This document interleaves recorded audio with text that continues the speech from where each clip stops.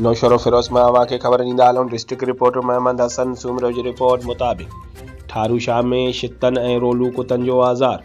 शितन कुतनि शहर जे मुख़्तलिफ़ पाड़नि मां 22 खां मथे मासूम ॿारनि खे ॾाढे ज़ख़्मी करे छॾियो। टाउन इंतज़ामिया इलेक्शन वर्क में रुधल ॿारनि खे सरकारी अस्पताल पहुचायो वियो, जिते वैक्सीन लॻाए संदनि इलाज जारी आहे। रहवासियुनि पारां फौरी तौर कुतामार मुहिम हलाइण जो मुतालबो कयो वियो।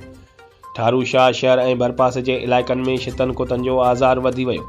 शितन कुतनि अॼु शहर जे मुख़्तलिफ़ वार्डनि जे रहवासियुनि ऐं मासूम ॿारनि ज़ैनब उमरानी, साहिरा आरिफ, शेर साहिल, अली राजपूत, साबिर शाहिद, रमज़ान, किरन, मोहसिन मेमण समेत 22 खां मथे मासूम ॿारनि खे ॾाढे ज़ख़्मी करे छॾियो आहे, जॾहिं त रहवासियुनि फौरी तौर ज़ख़्मी ॿारनि खे रूरल हेल्थ सेंटर ठारू शाह पहुचायो, जिते ज़ख़्मियुनि खे वैक्सीन कराइण बैदि फर्स्ट एड ॾिनी वञी।